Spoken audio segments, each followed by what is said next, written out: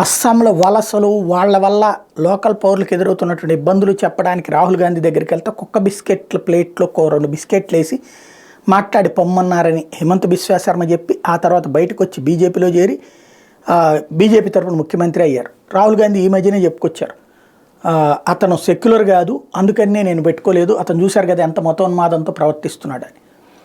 అతని మాటలకి అసలు నీకు ఈ దేశం గురించి ఏం తెలుసు అంటూ రిట్రాక్ట్ ఇచ్చారు అప్పుడే హిమంత్ బిశ్వా శర్మ. ఇప్పుడు కీలకమైన నిర్ణయాలే తీసుకుంటున్నారు. మత మార్పిడుల నిరోధక చట్టాలు, సిటిజన్షిప్ అమెండ్మెంట్ యాక్ట్లు, ఇవన్నీ ఒక ఎత్తు, కామన్ సివిల్ కోడ్ లాంటిది ఇప్పుడు లేటెస్ట్గా మనం చూస్తుంటాం. సువార్త సభలు తప్పలేదు, వాళ్ళకి సంబంధించినటువంటి బోధనలు చెప్పడం. స్వస్థత సభలు అంటే ఏంటి, నీకు ఏ రోగం ఉన్నా సరే ఈ ప్రోగ్రాంకి వచ్చి ప్రార్థన చేయించుకుంటే తగ్గిపోతుంది. కాళ్ళు లేని వాళ్ళు నడుస్తారు, కళ్ళు లేని వాళ్ళకి కళ్ళు వస్తాయి, చెవులు లేనటువంటి వాళ్ళకి చెవిటితనం పోతుంది, మగవాళ్ళకి మాటలు వస్తాయి. ఇవన్నీ ఒక పెద్ద నాటకం.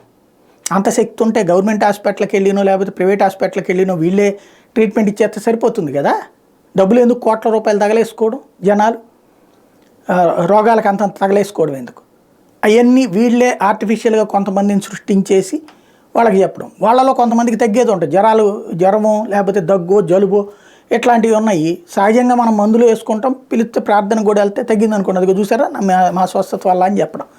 ఇవన్నీనేమో ఫ్యాబ్రికేటెడ్ క్రియేట్ చేయడం. ఇట్లాంటి వాటిని నిరోధిస్తూ అస్సాం ప్రభుత్వం ఒక చట్టం చేసుకొచ్చింది. ప్రార్థనలు చేసి జబ్బులు నయం చేస్తామని మోసం చేసే వాళ్ళకి 5 ఏళ్ళు జైలు శిక్ష విధిస్తూ చట్టాన్ని తీసుకొచ్చింది.